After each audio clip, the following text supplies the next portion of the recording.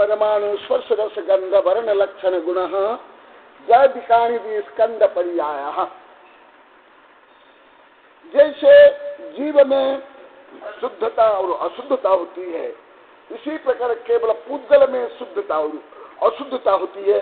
धर्म अधर्म आकाश काल शाश्वत शुद्ध ही रहते हैं। और पूतगल जब अशुद्ध होता है, मन स्कंद बनता है, उससे ही यही जो पृथ्वी जल अग्नि वायु भोजन कपड़ा लता कर्म ये सब बनते हैं। इसलिए कल बताया था, जो पंचभूत बोलते, पंचभूत नहीं है, वो एक भूत है, जो कि पूतगल मैटर।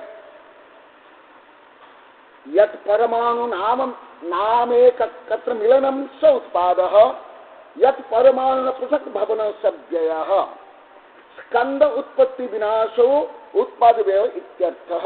ये जो अभी चल रहा है फिजिक्स केमिस्ट्री है, उच्च विज्ञान है फिजिक्स केमिस्ट्री, जो जैन धर्म के परमाणुवाद है उसका थोड़ा अभी वर्णन है।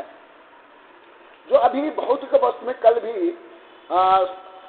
इस कक्षा के बाद कुछ ऐसे ही सब फिजिक्स केमिस्ट्री आ रहा था साइंस डिस्कवरी में, तो उसमें भी कुछ सूक्ष्म विषय आ रहा था साइंस डिस्कवरी चैनल में। जो ये समस्त आप लोग को ब्रह्मांड में जो कुछ देखते हो, रुपया पैसा सोना चांदी कपड़ा लता शरीर, यहाँ तक कर्म और हमारा मन अष्ट कर्म हमारा शरीर, ये सब क्या है? पूतगल है। और पूतगल और जीव मिलने के बाद वो होता है बंध। हाँ, फिर बंध आसव बंध संबर निद्रा मोक्ष, ये सब। तो ये सब जो क्या है, ये पूतगल रूप में है। जैसे आठों कर्म, ये क्या है? पूतगल। पूतगल जब बनते हैं, कर्म बंध होता है, उस बंध प्रक्रिया से फिर जो कर्म होता है आसव बंध संबर निद्रा मोक्ष, ये सब क्या है? धर्म के अनुसार हमारा यहाँ पूतगल बंध है, और विज्ञान के अनुसार फिजिक्स केमिस्ट्री है, जो अभी आधुनिक विज्ञान है। यत परमाणु नाम में मिलनम स उत्पाद यत परमाणु पृथक भवन सव्यय।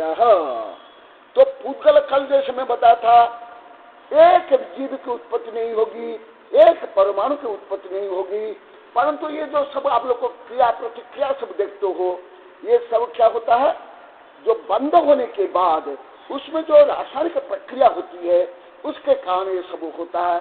बादल से लेकर भोजन, रस रुधिर से लेकर के ये जो कुछ आप लोग को देखते हो, संसार की संपूर्ण क्रियाएं, ये सब पूतगल से ये क्रियाएं होती है। शुद्ध अवस्था में तो शुद्ध जीव में कोई ऐसे परिवर्तन नहीं होता है। धर्म अधर्म आकाश काल में कोई परिवर्तन नहीं होता है। जो कुछ आप परिवर्तन देख रहे हो, ये सब किसके? पूतगल का परिवर्तन।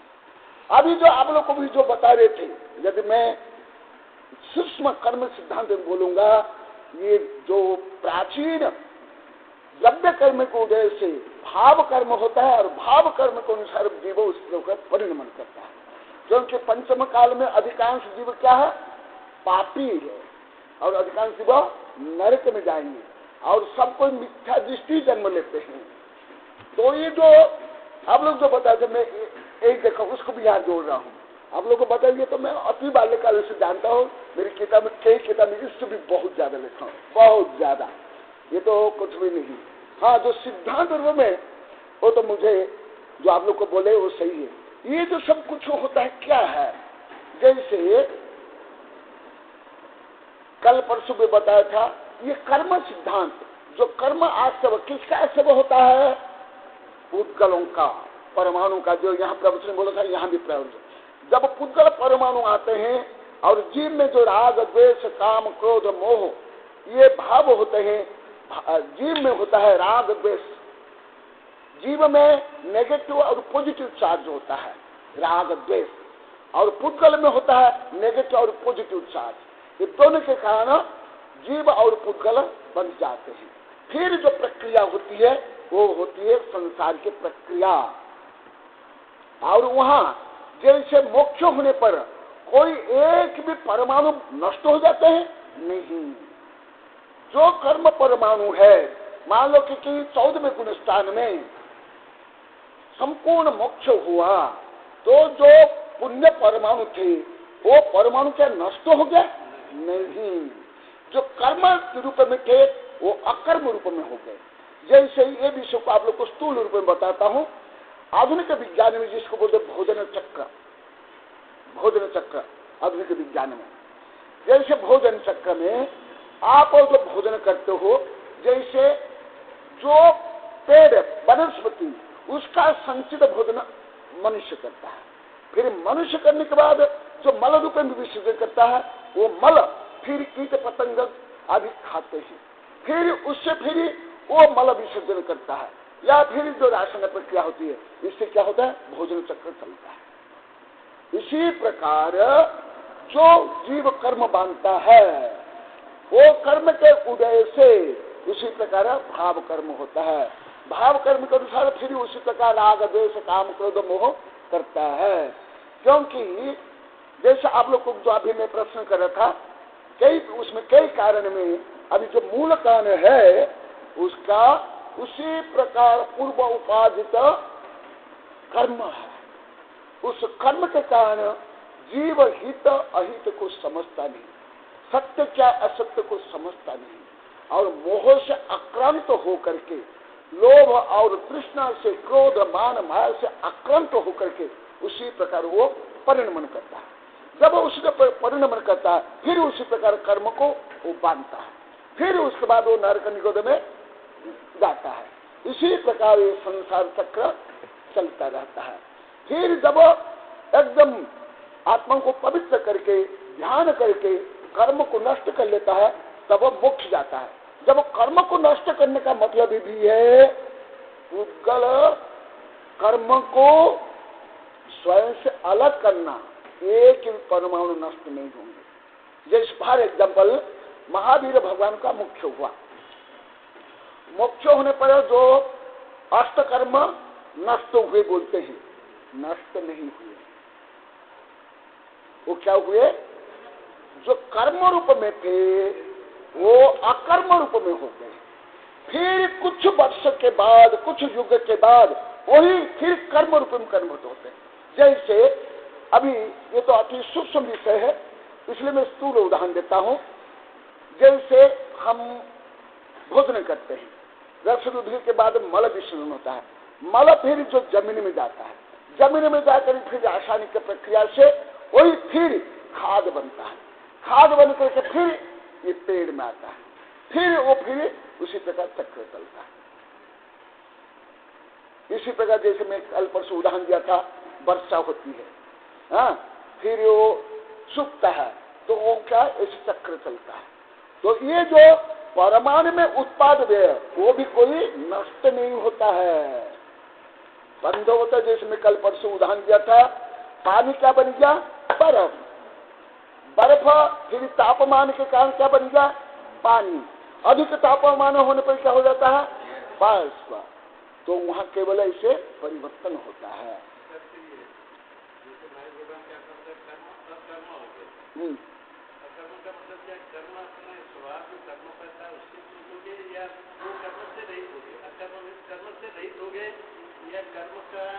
हाँ, समझ आ गया, समझ आ गया। ये थोड़ा कठिन विषय है, तो भी हल्का सा बता चुका हूँ। जैसे मैं अभी उदाहरण दिया, हम जो भोजन करते हैं ये भोज्य है, भोजन करने के बाद मल रूप में निकलता है वो अभोज्य है, परंतु कोई आगे जाकर भोज्य है। अभी अभी मैं प्रवचन में भी यहाँ भी बोला वहां भी बोला, भले इतना गहन विषय आप लोगों को इतना जल्दी समझ नहीं आएगा। भुक्तो जिता मोह, आपके जिज्ञासा में उत्तर दिया था पंच परिवर्तन श्लोक में बोलता हूँ। भुक्तो जिता मोह मोहा मया सर्वपित उद्गला उच्छिष्टे तेसु अद्य मम विज्ञ से कहा पुष्पा। जिस शरीर को मैं अभिधान किया हूँ, इस शरीर को ही मैं कई बार भोजन रूप में, पानी रूप में, हवा रूप में इसको मैं ग्रहण किया और त्याग किया। तो जैसे भोजन हम ग्रहण करते हैं उसमें भोज्य रहता है, फिर जब मल रूप में करते हैं हमारे लिए अभोज्य हो जाता है, परंतु अन्य कीट पतंग और सूर्य के लिए वो भोज्य होता है। या जमीन में जाकर के वहां रासायनिक प्रक्रिया होकर के वही मल क्या बन जाता है, आगे जाकर के फिर भुज्य बन जाता है। तो इसी प्रकार जो कर्म है, अभी पहले कर्म वर्गना रूप में लिख लो, पहले होता है कर्म वर्गना, कर्म वर्गना, फिर वो होता है जीव के राग द्वेष मोह एवं कंपन के कारण वो बनता है कर्म।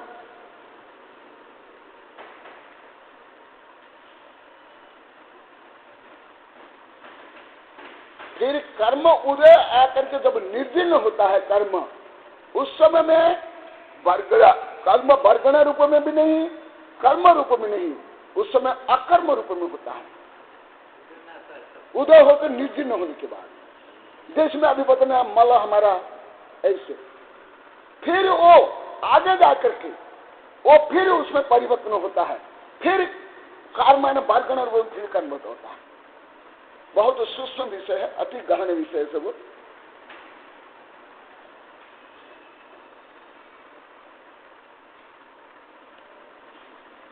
तो ये जो क्या, ये भी पूतगल की उत्पाद व्यय द्रव्य है।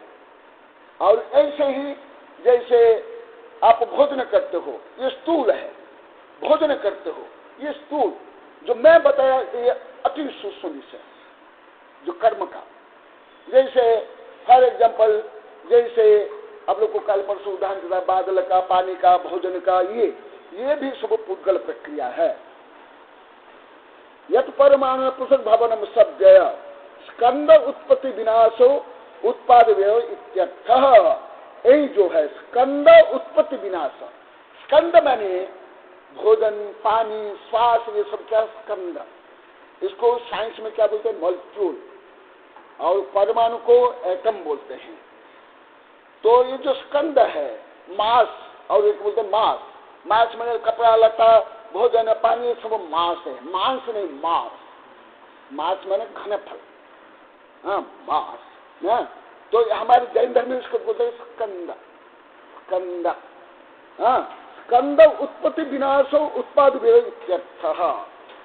हाँ जैसे आप स्कंद रूप में पानी, दूध, भोजन, लड्डू, रसगुल्ला, पुलाव तो कुछ भी खाए, तो ये क्या हुआ, ये जो स्कंद अंदर जाकर के फिर अन्य स्कंद रूप में परिणमन किया, हड्डी, मांस, खून, पीव, टट्टी, पेशाब रूप में, ये स्कंद ही अन्य स्कंद रूप में कन्वर्ट हुआ।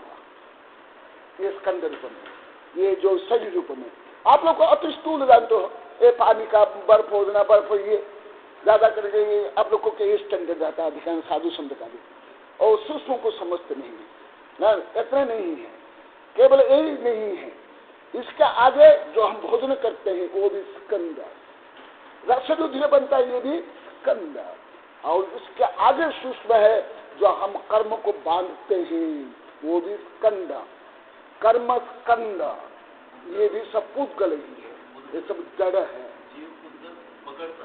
बंध है, बंध। यही तो आपने बता रहा हूँ। उदय मैंने जो कर्म, कल परसों भी उत्तर दिया था, जैसे फॉर एग्जाम्पल आप शायद बीच में नहीं आए, ये प्रश्न के में उत्तर दिया था, कर्म बांधने के बाद उसकी अवधि होती है, वो अवधि के बाद वो कर्म में उदय में आकर के फल देता माने आम, केला, जामुन देता ये नहीं, ये फल देने का मतलब। इसलिए ये जो आप लोग की भाषा, ये कोई काम की नहीं है, मैं बार बार बोलता हूँ, आप लोग की भाषा में जैन धर्म को नहीं समझ सकते। हाँ ज्यादा जो ये प्रवचन वगैरह होता है, टीवी वगैरह आता है, साधु संत की जो प्रवचन, वो तो समझ सकते, जैन धर्म नहीं समझ सकते। साधु संत की तो प्रवचन अत्यंत लो स्टैंडर्ड होते हैं, अत्यंत सामान्य लेट स्टेट, माने LKG KG उससे आगे कुछ नहीं, उससे कोई जैन धर्म नहीं समझ सकते ना, वो कोई जैन धर्म का कोई विषय नहीं, वो एकदम लास्ट।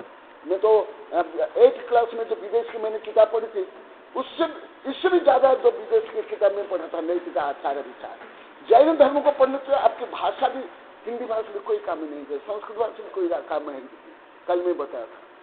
ये आगम की भाषा और गणित, यहाँ फल देना माने जैसे सैनिक साधु के प्रति द्वेष करके नरकायु बांधा, फिर मरने के बाद और नरकायु का उदय हुआ, उदय होने का जो क्या गया नरक में, और नरक में कष्ट सहन करा, ये हुआ कर्म का फल, ये होता है फल। जैसे आप मनुष्य हो, जो पूर्व भव में आप मनुष्य आयु गति संबंधी जो अपने कर्म बांधा था, वो कर्म आप जिस भी गति में हो, उस गति में मरने के बाद आपका कर्म वो प्रेरित करके वो आपके माता के गर्भ में लाकर छोड़ा, इसको बोलते विग्रह गति। जो आप गाता माता के गर्भ में जन्म ली, ये भी आपका कर्म का फल है। आपको जो शरीर मिला, ये भी कर्म का फल है। आपका भी जो भाव हो रहा है, ये भी कर्म का फल है।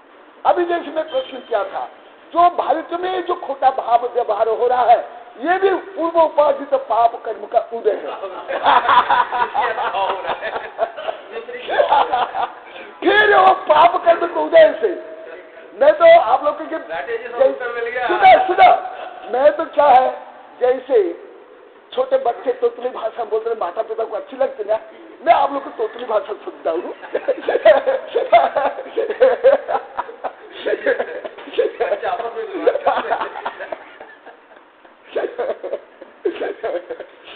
उससे भी शिक्षा लेता हूँ, उससे भी रिसर्च करता हूँ, और उस स्टैंडर्ड के अनुसार पढ़ाता भी, सिखाता हूँ, बताता हूँ।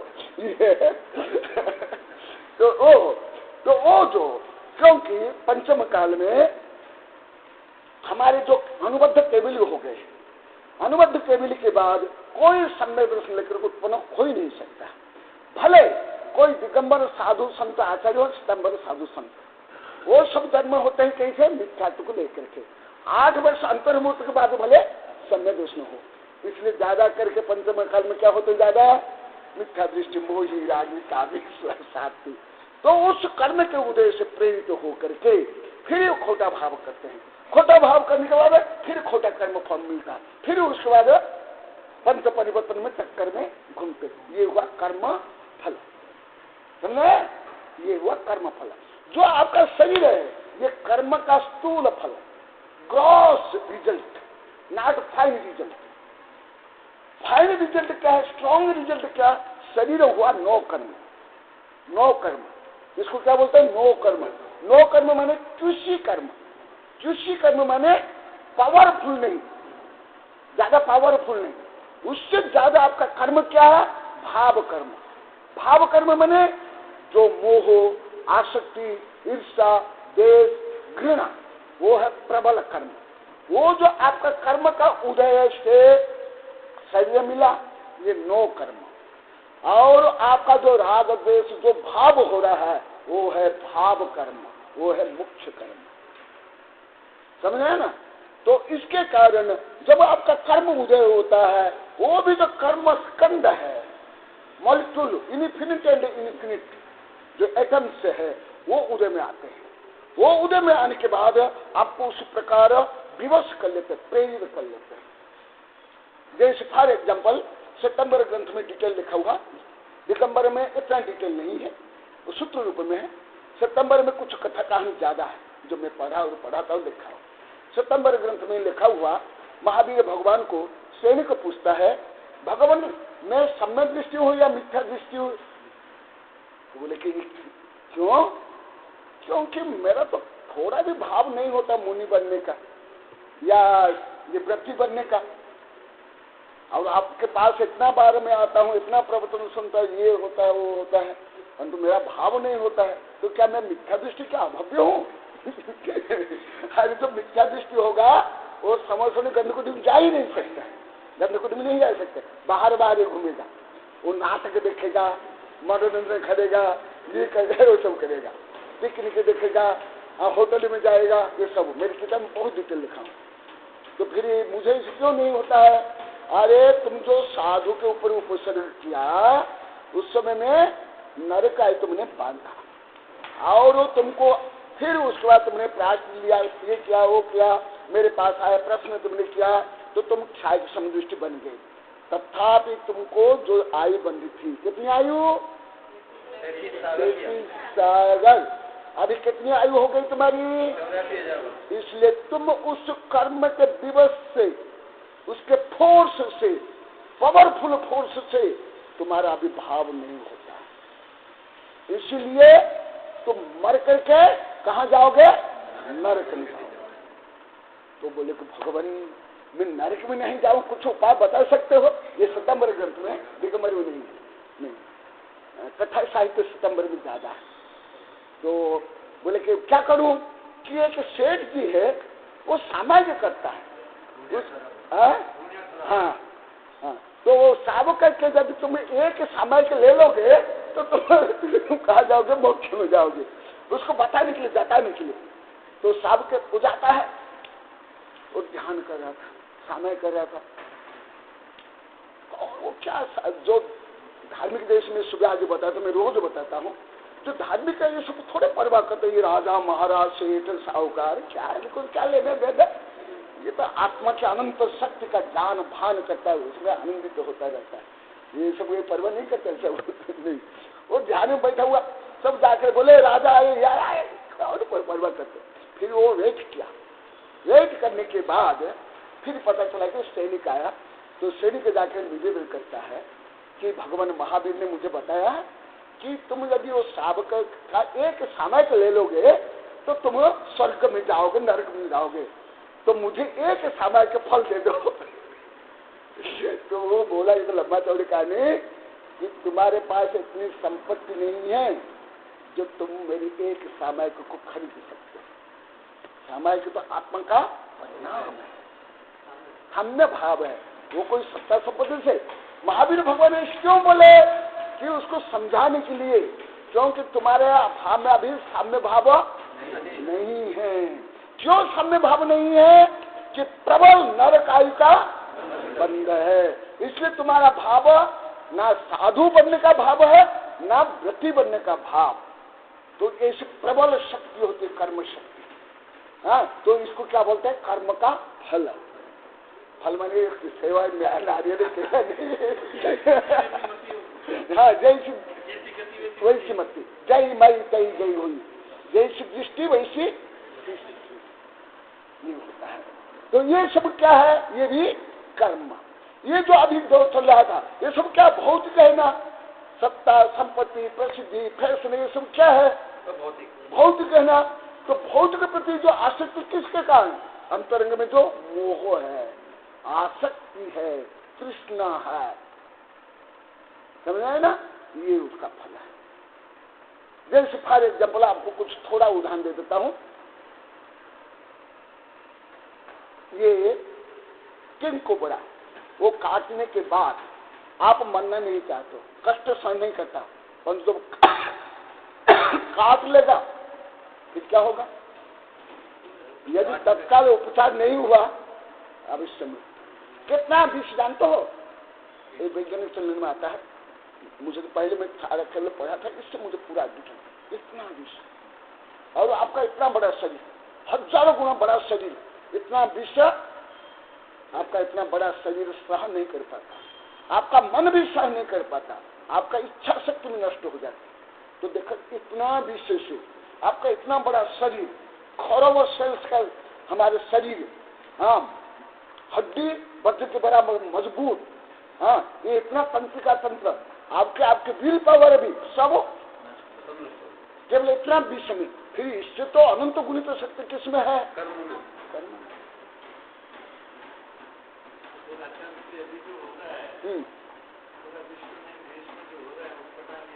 हाँ हाँ हाँ, कर्म का फल तो मुख्य है, परंतु यही कर्म को नष्ट करना ही तो धर्म है ना। कर्म फल को नष्ट करना ही तो धर्म है। अभी 3 आदमी पहले आए थे ना, यहाँ ही आए थे ना। यदि हम निश्चय से सब जीव को शुद्ध मानेंगे तो रत्न कहे कि मोक्ष मार्ग की साधना की क्या आवश्यकता है? तो ये जो कर्म को नष्ट करना ही, समता में रहना, ध्यान करना, पवित्र में रहना, पंच महाव्रत को पालन करना, सत्य व्यसन त्याग करना, क्रोध मान माया लोभ को त्याग करना, मन को संयम करना, यही तो साधना है ना, यही तो धर्म है, यही तो धर्म है। इसलिए जैसे मेरी किताब में लिखता हूँ और मेरे सब जो वैज्ञानिक प्रोफेसर जजों को बोलता हूँ, केवल कानून, संविधान, पुलिस से कुछ भी नहीं बोलने वाला, ये तो केवल हेल्पिंग रीजन है। मेन रीजन क्या? भाव को परिवर्तन, विशुद्ध करने की जो शिक्षा, दीक्षा, संगति, परिस्थिति, ध्यान, अध्ययन चाहिए। जो आप लोग को बोलना शिक्षा में तो पहले नहीं मानता, क्योंकि इस शिक्षा से आत्मा को पवित्र करने का कोई उपाय है, कोई विधान है? हमारे देश के कानून में, संविधान में आत्मा को पवित्र करने का कोई उपाय, संविधान है? इसीलिए केवल ये बाह्य शिक्षा से, केवल ये कानून से, केवल संविधान से जो भारत के लोग को मानते हैं ये सब विकास हो जाएगा, ये सब दूर हो जाएगा, ये संभव नहीं। यदि ऐसा होता है, शांति कुंठ अरनाथ, क्या तीनों सत्ताएं उनके पास थी। लोकतंत्र में तो सत्ता का विकेंद्रीकरण होता है, और राजतंत्र में तीनों सत्ताएं, और सार्वभौम मोनर्च थे। कौन? शांति कुंठ अरनाथ चक्रवर्ती थे। उसके साथ साथ 3 ज्ञान के धारी थे, 2 कल्याण हो गए थे, वे थे कि नहीं? और 100 इंद्र से पूजित थे। कितने इंद्र? तो भी क्या गृहस्थ रहते हुए स्वयं को परम सुखी, परम पवित्र या प्रजा को परम सुखी पवित्र बना पाए क्या?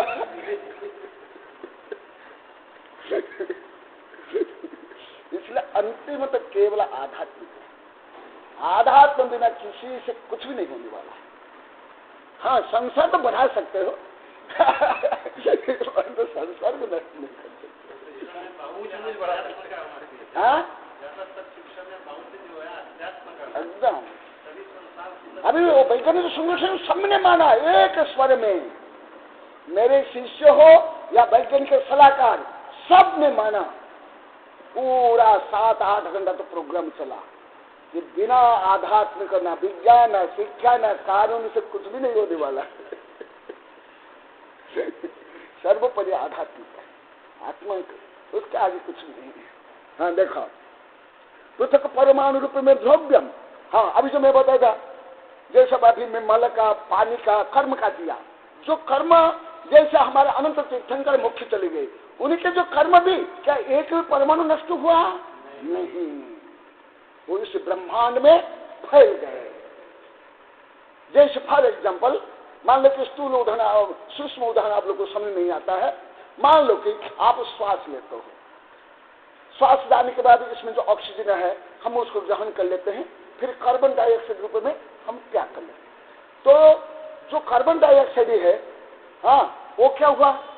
ये वातावरण में फैल गया। जो ऑक्सीजन आपने ग्रहण किया वो भी क्या ऑक्सीजन नष्ट हो गई? नहीं, वो ब्लड के माध्यम से आपके शरीर में वो ऑक्सीजन फैल गई। फिर आप जब वर्क करते हो, कार्य करते हो अन्य अन्य प्रक्रिया से, वो फिर विभिन्न प्रक्रिया से वो फिर कन्वर्ट होकर के वो भी निकल जाता है। तो ये सब क्या होता है? ऐसे चलती रहती है, संपूर्ण ब्रह्मांड की चक्र। पृथक परुणापुन द्रव्यम धर्म द्रव्यम स्वयं गतिशाह लक्षण गुण लोक प्रमाण पर्या उद्गल जीव गत्या उत्पादत स्थित्या व्यय द्रव्यपन द्रव्यम अथा अगुल गुण सुषदगुण हान्या वृद्ध्या च उत्पाद व्यय। और एक धर्म द्रव्य है जो ब्रह्मांड में समस्त गति के लिए हेल्पिंग रीजन क्या है? धर्म द्रव्य। इसका अभी धर्म द्रव्य का रिसर्च वैज्ञानिक को नहीं कर पाए। उन लोग को पहले इथर मानते थे, इथर भी फेल हो गया। अभी अन्य एक मीडिया चाह रहे हैं, अभी एक ये मानते हैं मास्टर थ्योरी, परंतु वो भी सिद्ध नहीं हुआ। धर्म द्रव्य का वर्णन विज्ञान में भी नहीं, किसी भी धर्म में नहीं, किसी भी दर्शन में नहीं, केवल जैन धर्म में है। जो कुछ जैसे गाड़ी, रेलगाड़ी किसके माध्यम से चलती है? पटरी से। मछली पानी, आप धरती में, ये तो केवल एक छोटा छोटा मीडिया है। परंतु ये सब गति के लिए, यहाँ का परमाणु की गति या सिद्ध भगवान की गति के लिए भी धर्म द्रव्य, माने वैश्विक मीडिया क्या है? धर्म द्रव्य। जो इलेक्ट्रिसिटी के लिए वायर क्या है? मीडिया है, माध्यम है ना। जो आपके घर में पानी आता है उसके लिए माध्यम क्या है? पाइप है ना। आप मान लो कि रेल में जा रहे हो, रेल के लिए पटरी माध्यम है। मान लो कि बस में, गाड़ी में या पैदल जाते हो, आपके लिए जमीनी या रोड माध्यम है। परंतु ये सब के लिए गति के लिए माध्यम कौन है? यदि धर्म द्रव्य नहीं हो, सिद्ध भगवान भी गति नहीं कर सकते, एटम भी गति नहीं करता, एटम बम भी गति नहीं करता, मिसाइल भी गति नहीं कर सकते, बुलेट भी नहीं। बुलेट भी एक इंच क्या, एक प्रदेश भी नहीं जा सकता यदि धर्म द्रव्य नहीं। समझ आया ना। ये संपूर्ण द्रव्य को गति करने के लिए कौन है? धर्म द्रव्य सहायक। परंतु वो धर्म द्रव्य कैसे आपको खींच करके नहीं ले जाता है। जब आप स्वयं गति करना चाहते हो या जीव पुद्गल, जैसे आप विग्रह गति में अपने माता के गर्भ में आए, कैसे आप साइकिल में बैठ गए ना? अच्छा, क्या पैदल है? ऐसे नहीं तो किस में लकड़ी से आए? कैसे है? धर्म द्रव्य बाह्य रीजन और मेन रीजन है आपका कर्म, उससे आप गर्भ में आए। इसलिए मैं विषय बताता हूँ, ये विजय विषय ब्रह्मांड का कोई विषय नहीं है जिसका शंका समाधान इस में नहीं। हाँ, निष्क्रिय हो तो भी सबके लिए सहायक है। यदि सक्रिय होता तो लगते हो लोग को कि मैं धर्म को चलाऊंगा, अभी वो लोग नहीं, मैं चलने नहीं दूंगा। जैसे भारत की जो सरकारी पार्टियां होती ना, लगते हैं ना, ऐसे नहीं है। अधर्म द्रव्यम स्थिति सह लक्षण गुण लोक प्रमाण पर्याय पुद्गल जीव स्थित्या उत्पाद जीव पुद्गल गत्याजय द्रव्यत्वेन द्रव्यतम अथवा अगुलक गुणस्य सद्गुण हान्य वृद्ध्या च उत्पादव्यय। जैसे आप यहाँ बैठे हो, उसमें मेन रीजन तो आप स्वयं है बैठे, आपकी रुचि, आपकी भावना, उसके कारण आप लोग को आए। जब आप लोग को आए तो वहां मेन रीजन है आपका भाव। जब आपका भाव हुआ, भाव होने से आपके भाव से जो तरंग निकली वो तरंग मस्तिष्क में गई। वो तरंग मस्तिष्क में, मस्तिष्क तरंग फिर अरब उद्वेती है पैर को, पैर के मसल्स को कि तुम चलो। फिर आप चलने लगे तो उसमें रोड सहज हो गया। तो मेन रीजन कौन हुआ? आपका भाव। भाव होने के कारण आपका शरीर क्रियाशील हुआ। क्रियाशील होने के बाद आप यहाँ आए, फिर यहाँ आने के बाद यहाँ बैठे। बैठने भी आपका भाव मुख्य, रुचि होने के कारण साध्या के लिए, ज्ञानार्जन के लिए। परंतु यहाँ जैसे आप एक फर्श में बैठे, मैं पाठा में बैठा हूँ, ये क्या है? Helping reason. मेन कारण क्या है? अधर्म द्रव्य सहायक। यदि अधर्म द्रव्य नहीं होता आप यहाँ स्थिर नहीं हो पाते, अस्थिर हो जाते। जैसे कल वैज्ञानिक चलने में आया तो बहुत सूक्ष्म विज्ञान आया था, इन लोगों को शायद कम ही समझाया गया, बहुत कम। वहाँ कल आया था लेजर किरण के बारे में, कैसे एटम से काम करते हैं। जो आप जैसे ये करते हो, फोटो लेते हो, फोटो लेने का बटन दबाते ही ये फ्रेश सा होता है, वो फ्रेश क्यों है और लेजर किरण क्यों काम करता है, उसके बारे में कल आया था मध्याह्न में। तो ये होता है जब वो एटम गैस में अति तीव्र गति से एक सेकंड में खरब बार कंपन करते हैं, उससे फ्रेश निकलता है। हाँ, तो जैसे वो जो कंपन हुआ, उस कंपन के लिए भी चाहिए क्या? धर्म द्रव्य। यदि धर्म द्रव्य नहीं हो, आपका ब्लड सर्कुलेशन भी नहीं होगा, आप श्वास भी नहीं ले सकते हो, आप पलक झपका नहीं सकते हो, आप चल नहीं सकते हो, आपका भोजन यहाँ से यहाँ नहीं जा सकता है। ये जितने क्रियाएं हैं, मूवमेंट, एवरी मूवमेंट, संपूर्ण ब्रह्मांड के जितने मूवमेंट होती है, संपूर्ण मूवमेंट के लिए धर्म द्रव्य। जैसे ये पंखा चल रहा है, उसके बगैर इलेक्ट्रिसिटी कारण है, परंतु धर्म द्रव्य कितना सब विज्ञान समझ में आ रहा आप लोगों को? क्या ऐसे विज्ञान है? आप कहाँ पढ़ सकते हैं इतना सूक्ष्म ज्ञान विज्ञान? सही है, एकदम सही बोले, सही बोले, एकदम सही है।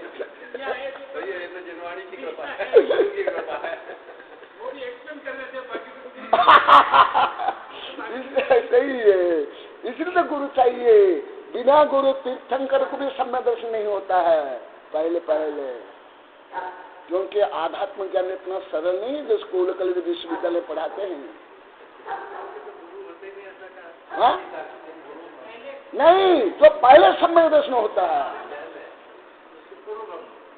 जब भी उनको होगा, भले तीर्थंकर क्यों नहीं हो, वो होगा।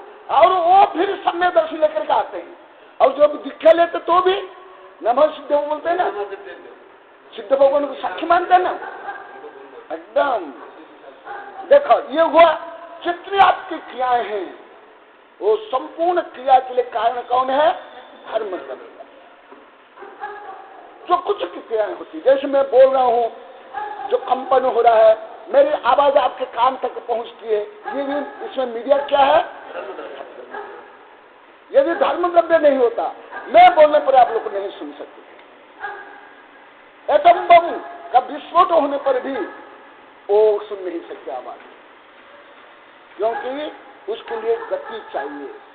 ये फिर जो स्थिर, जैसे मान लो कि आप लोग को स्थिर, ये पुस्तक आपकी यहाँ स्थिर, मेरी ये पुस्तकें सब यहाँ स्थिर, ये भी यदि अधर्म द्रव्य नहीं होता ये स्थिर नहीं होते, सब गतिशील होते, कभी भी कोई वस्तु स्थिर नहीं होती। और वो भी कैसे गतिशील होती है? अव्यवस्थित गतिशीलता। जैसे पंखा जो घूम रहा है, एक व्यवस्थित गति से पंखा घूम रहा है। यदि धर्म द्रव्य अधर्म द्रव्य में होती तो क्या हो जाता है? एकदम उच्छृंखल हो जाते सब कुछ, कोई उसका ऑर्डर नहीं होता। ऑर्डर माने क्रम, अक्रम में सब काम होता है, सब विस्फोट हो जाता, सब अव्यवस्थित हो जाता, ना आप चल पाते, ना बैठ पाते, ना कुछ सुन सकते, ना बोल सकते। ये सब के लिए कारण क्या है? बाह्य रूप में, हेल्पिंग रूप में धर्म द्रव्य अधर्म। देखा, इतना सूक्ष्म ज्ञान सामान्य कोई जान सकता है? ये तो सर्वज्ञ ही जान सकता, नहीं इतना कोई नहीं जानते। अभी तक विज्ञान में ये रिसर्च नहीं हो पाया, अभी तक अन्य किसी भी धर्म में ये वर्णन नहीं, धर्म द्रव्य अधर्म का वर्णन किसी भी धर्म। जैसे फॉर एग्जाम्पल, आप जब सोते हो, जो श्वास क्रिया चलती है या ब्लड ब्लड चलता है, हाँ, या हार्ट बीट होता है, यदि यहाँ धर्म द्रव्य अधर्म द्रव्य नहीं होते ये भी नहीं हो पाए।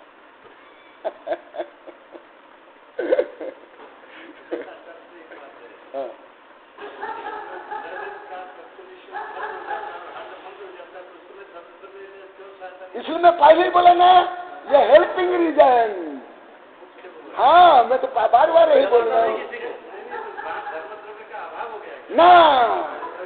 अभी भी मैं बोला ना, जब आप जैसे अभी पहले उदाहरण दिया ना, आप यहाँ आए, पहले क्या हुआ? भाव होने के कारण वो तरंग उत्पन्न हुई, थॉट वेव्स। कल भी ये सब आ रहा था, अभी भी आ रहा था, अभी वैज्ञानिक चैनल में। वो केवल विज्ञान तक रहते हैं, मैं फिर विज्ञान को धर्म में कन्वर्ट करता है। वो लोग को यहाँ तक अभी पहुंच नहीं है, इसके पीछे बच्चे हैं, तो विज्ञान को फिर भी धर्म में जोड़ देता है। तो जैसे अभी आप लोग को, जैसे अभी यहाँ लाखों व्यक्ति है, हाँ, दिगंबर भी कई हजार भी है, सितंबर भी कई हजार, हिंदू भी है, सब आगे क्या क्यों नहीं आए? सबसे होगा भाव है प्रमुख। जब आपका भाव होगा, फिर भाव तरंग निकलेंगे, तरंग निकलने के बाद फिर वो तरंग से आपके मसल्स, तंत्रिका तंत्र, ब्रेन काम करेंगे, सक्रिय होंगे। जैसे बटन दबाने से वो क्या होता है? इलेक्ट्रिसिटी फ्लो होता है। इलेक्ट्रिसिटी फ्लो होने पर फिर ये जो डिवाइस काम करते हैं, पंखा हो, कूलर हो, कुछ ये होता है, तो मैं तो आप हूं, परंतु जैसे रोड चलने में सहयोगी बना, परंतु आप नहीं चलोगे तो क्या रोड सहयोगी बनेगा? क्या नहीं बनेगा। इसी प्रकार हर क्रिया में ऐसे धर्म द्रव्य अधर्म द्रव्य सहयोगी बनते हैं। कैसे? सक्रिय रूप में ही, हेल्पिंग, उदासीन रूप में जिसको बोलते हैं। माने जैसे रेल की पटरी है, रेल चलती किससे? पटरी। हाँ, अभी विदेश में ऐसी रेल बन गई है जो कि पटरी को रेल के चक्र छूते नहीं, एक दो ऊपर इंच रहते हैं। वायु पैदा, कम पैदा, ये कारण है, चुंबक के कारण, चुंबक कारण, पावरफुल चुंबक कारण ये होता है। तथापि पटरी चाहिए। अब क्या पटरी जहाँ वहां ही है ना? रेल की पटरी जहां ही का है ना, तो गाड़ी किसको ऊपर चलती है? पटरी के ऊपर। इसी परंतु पटरी बिना रेल चलेगी क्या? और तो केवल पटरी होने से चल जाएगी क्या रेल? जैसे पेट्रोल नहीं या बिजली नहीं या ड्राइवर नहीं, उसको स्टार्ट नहीं किए तो पटरी कैसे? हेल्पिंग रीजन, उदासीन कारण। तो जो ब्लड सर्कुलेशन है, ये सब में मैंने तो हमारा कर्म, परंतु उसमें जो हुआ उसके लिए सहयोगी कौन है? धर्म द्रव्य। स्थिति के लिए अधर्म द्रव्य, इस संपूर्ण ब्रह्मांड में। तो ये धर्म द्रव्य और अधर्म।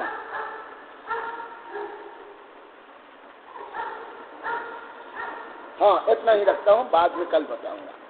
बोधि समाधि